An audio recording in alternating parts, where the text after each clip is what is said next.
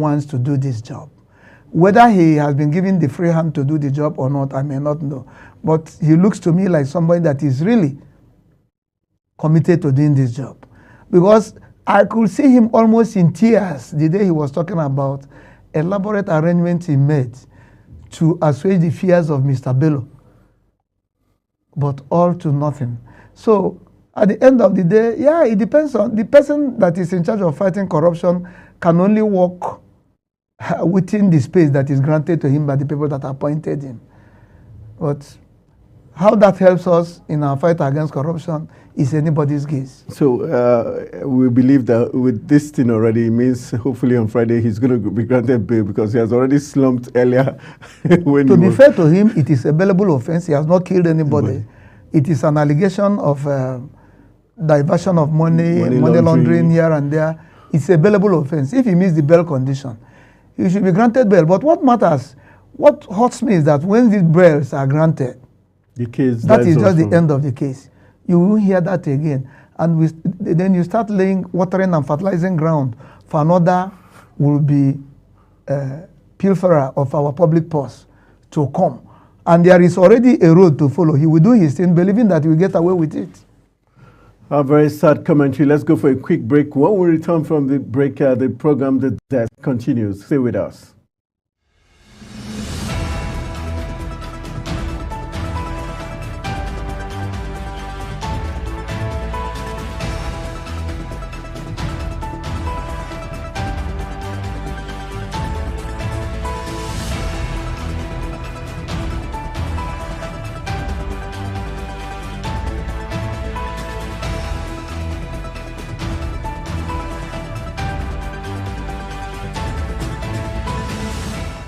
Is The Desk on Global Television. Nigeria. Come join Anthony Momodu on television's most compelling and facts-finding talk live show. We are the Palestinians. We are the because that this country gets it right. Who are these bandits? It's The Desk on Global Television, where we analyze and dissect storming issues and commentaries in the world's biggest black nation, Nigeria. Who is being held accountable for this money? The eyes have it. We stay and decide policies and reforms on The Desk. Tune in Mondays to Fridays, 5 p.m. to 6 p.m. on Global Television. Let's stay on The Desk. Global Morning is your ultimate destination for engaging political and economic matters. I am Uyi Agmofwebe. And don't forget to include social discussions. Tune in every weekdays from 7 a.m. to 10 a.m. I am Queen Agaba.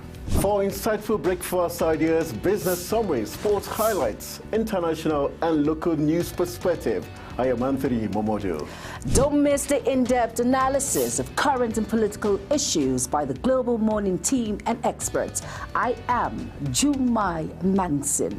Catch Global Morning here on Global Television. Getting on the action. I am Edikan Michael. We are the Global Morning team.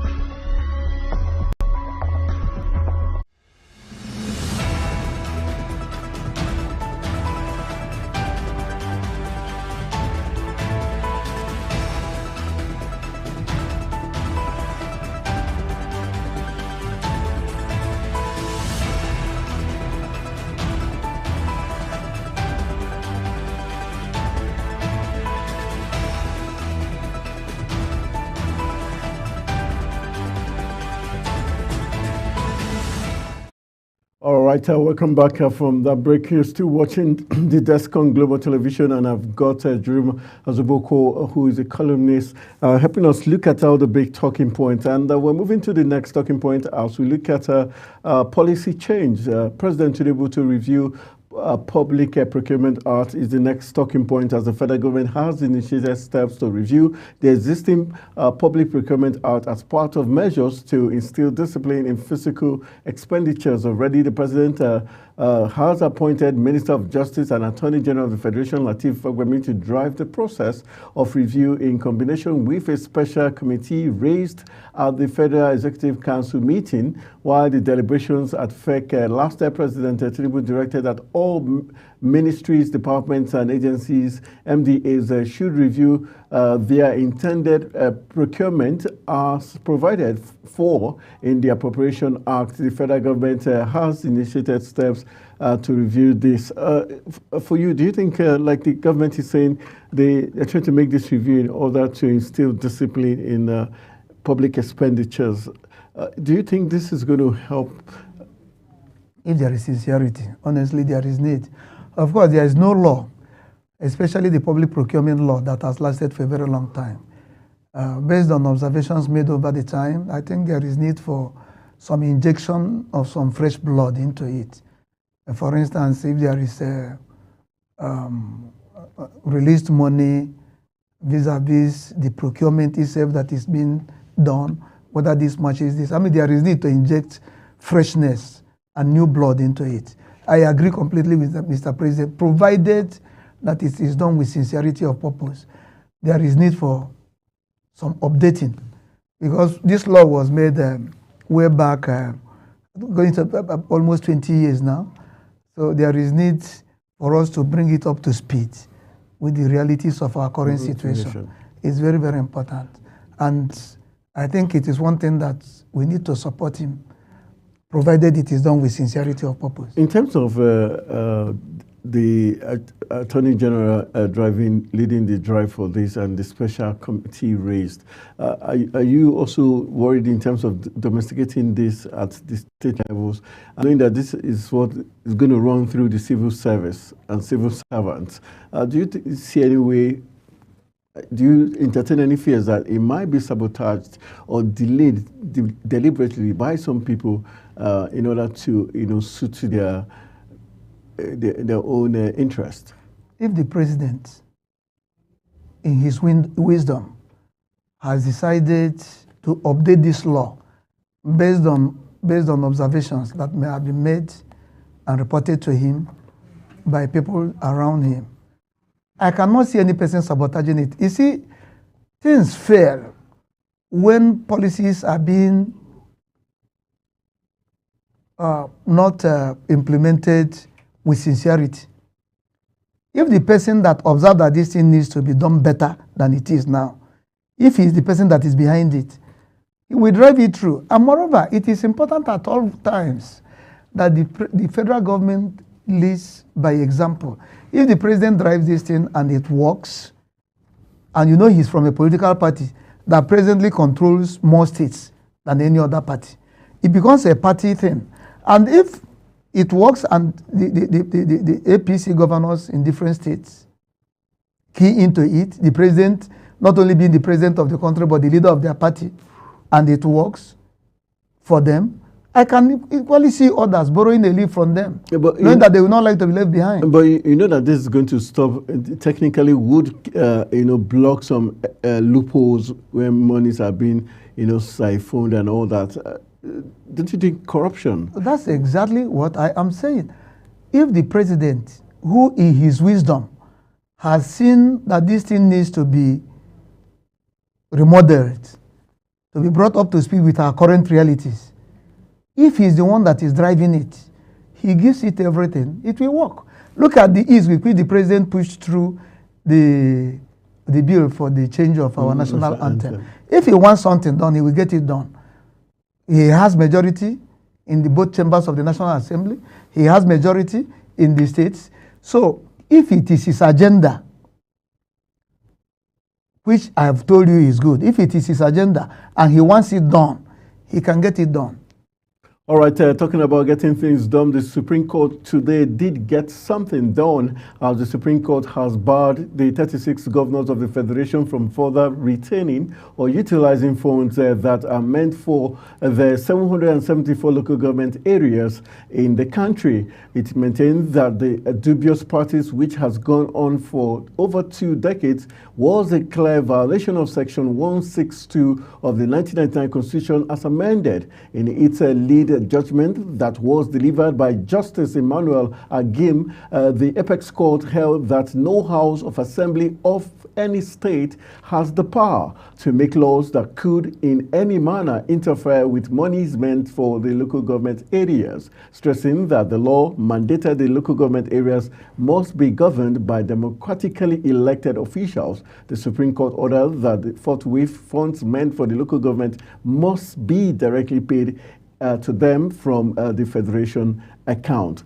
This is pure victory. And can we begin to celebrate, or do you still entertain fears that even if this money comes directly to the local government chairman and administrators, they might not be well used? And do you foresee elections taking place across the 36 states, especially for states who currently have caretaker committees?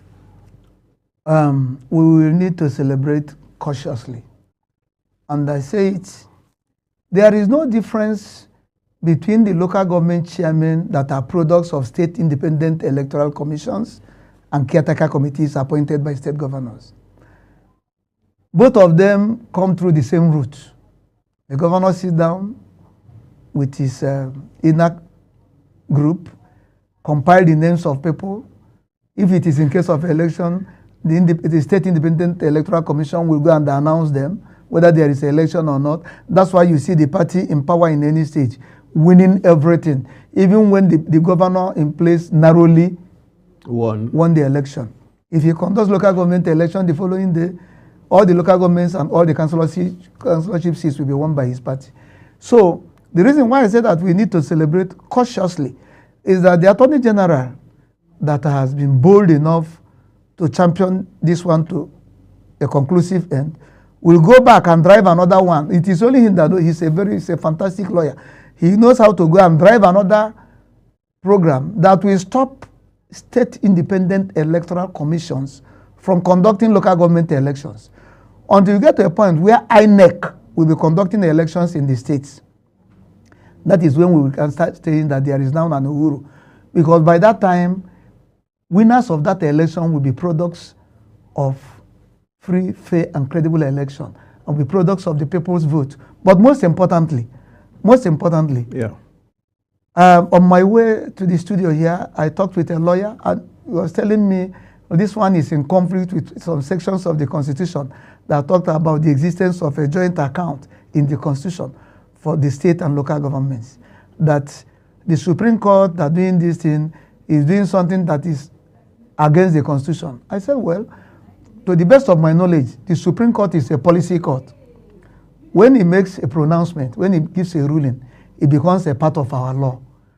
But to get around that one, even if before we get to amend that section of the Constitution that he talked about, if he says that this thing is unlawful, I tell him that, to me, it is fruitful lawlessness. Do you know the 20% or 22%, I can't remember the percentage that goes to the local governments from the federation account after the devaluation of our currency runs into 300, 400 billion naira every month. And this is the money that comes and enters into the coffers of state governors that use them for nothing. And you go to these local governments, nothing happens.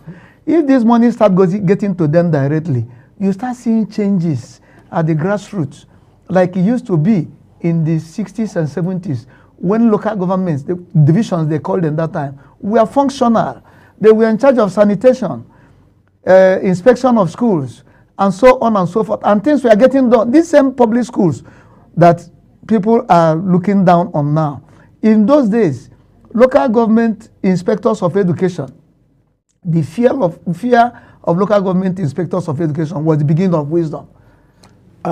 Let's look at the implications of this ruling. Are we likely to now see more people want to become local government chairmen, councillors, and so people vying for positions? And how quick do we expect to see elections being conducted? Because right now, the Supreme Court has ordered that funds should not be sent to, obviously, to states and to the caretaker committees unless the elections are conducted and people are elected. I think the latest state that conducted election, local government election, I think it's Yobe also. Yeah, and Plateau is fixed October, and there are some others. Every state that conducts local government election, by their state independent electoral commission. The product of that election is not any different from the caretaker committees or transition committees like the one in Ondo called them, that they usually appoint. But can't something be done about it? The only thing that can be done, change that narrative. The only thing that can be done is that we have to thank the Honorable Attorney General for what he has achieved so far, but to beg him to go back to court, to help the court to make a pronouncement stopping state independent electoral commissions from conducting local government elections. There is no difference between products of state independent electoral commissions and caretaker committees appointed by local government, by state governors. They are the same thing. The difference between them is just six and half a dozen. And when you get such people planted in offices, you send money directly, you will just tell them to bring the money here. We go back to square one. So, but if it is INEC that goes ahead and conduct elections in these states for local governments, then the question you ask will now come in. We start seeing more credible people coming in to contest the election at that lower level. And I tell you, once we start driving development at the local government level, most of the things that are bedeviling the country will go. Naturally take flight. For instance, things like insecurity, things like monitoring of education at the local level, health care delivery at the local level, and so on and so forth. You know, these things will be taken care of. Okay. And there is enough money readily available to the local governments now. So since the federal government has taken the first step, thank God that the Attorney General has done this and succeeded. He should go back to the court and complete the job.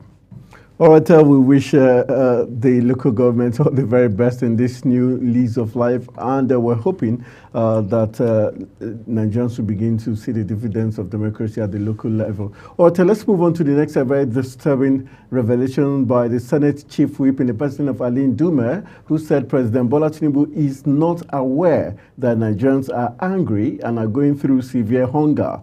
Ndume stated this while speaking with journalists at the National Assembly complex. According to Ndume, President Tinubu is just in the presidential villa and being fed with lies and shielding him from the selfless Nigerians who can't tell him the truth. Ndume was reacting to the resolution of the Senate which advised the federal government to address the hunger in the land or face the wrath of the people. Is Ndume correct when he says the president is unaware of the sufferings and the hunger in the land? Is it possible? Has he suddenly forgotten Nigerians before he went into the presidential villa? And is it possible he does not have the opportunity to listen to any radio station, watch any TV? His wife, who is a lawmaker, also doesn't. How possible is this revelation by Ali Ndume? In all honesty, I don't know what the distinguished Senator Ali Ndume was saying. In fact, it is an insult disguised, dressed in beautiful purple clothes for the president. To wake up and say that the president doesn't know that Nigerians are suffering. As far as I'm concerned, it's an insult. But there is a difference between knowing that people are suffering and knowing how to go about solving the problem. If he's talking about the president not knowing how to navigate his way out of Nigeria's present challenge, it's a different thing. Even if he's trying to liken the president to Joe Biden, that they are talking in the United States, that he's detached from reality, he doesn't know what he's doing or saying. To our president, in all honesty, Ndume doesn't know what he's saying. The president is obviously aware that Nigerians are suffering. He knows. What I will align myself with is that he doesn't know how to go about solving the problem. But there must be a solution, because it is in the interest of our leaders that a solution is found to the level of problems Nigerians are facing, and very fast too. Okay, let's just wrap it up with a quick we've got 2 minutes to call it a wrap, but let's quickly look at the talking point as regards the Chief Justice of the Federation, Chief Justice of Nigeria, talking about Olukayode Ariwola, who has vowed to deal with erring judges who used to giving conflicting, rulings. But if you look at what happened recently, where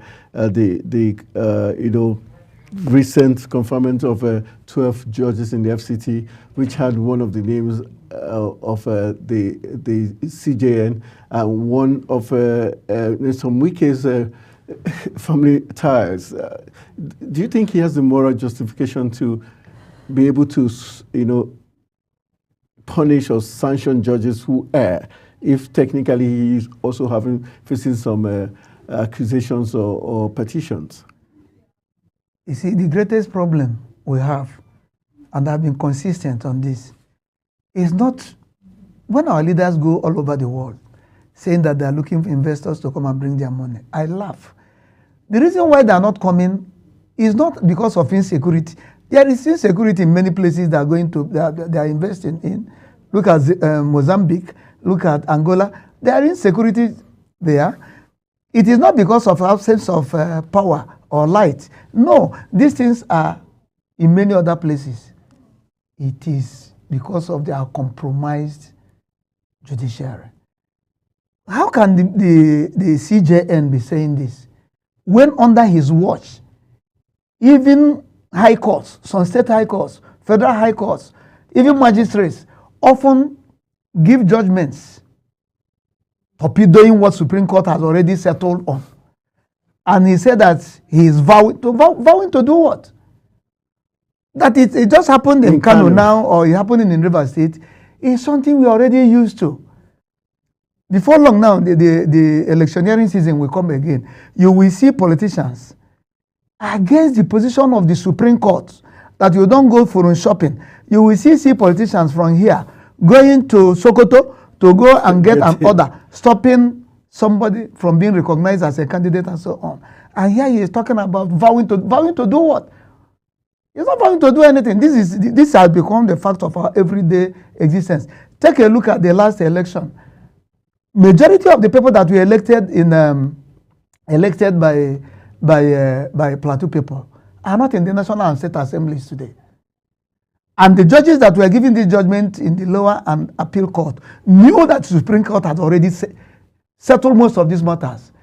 That you cannot bring a matter against somebody in a contest you are not a participant. Yet when you go to this place, they stop them. Today they are not in the National Assembly. And people that were not elected by the people are the people there now. And he said that he's vowing to do what? What is he vowing to do? However, I wish him luck. If his vow of yesterday, as he's wearing his nephew and the sweetheart of the FCT minister, if the vow works, to God be the glory. It will be to our collective good. But as far as I'm concerned, it's something that has lasted for so long. If you even remember that the man that gave another judgment in the Edo primaries gave judgment in defiance of the position of the Supreme Court, that you can only come to court to question something if you are a participant. All right. Then they came to him and he was able to start making pronouncement on something he knows that ordinarily he has no jurisdiction on. All right, a very sad commentary about our Nigerian judiciary, but that's why we're going to call it a wrap on today's edition of the program, The Desk. I want to say a big thank you to Jerome Azubuko. Always a pleasure having him do his very fantastic, objective analysis of issues plaguing Africa's biggest black nation, Nigeria. My name is Anthony Momolu, saying thank you for joining me on The Desk. Let's do this again tomorrow, where we'll bring you top-notch talking points for discourse. Good evening.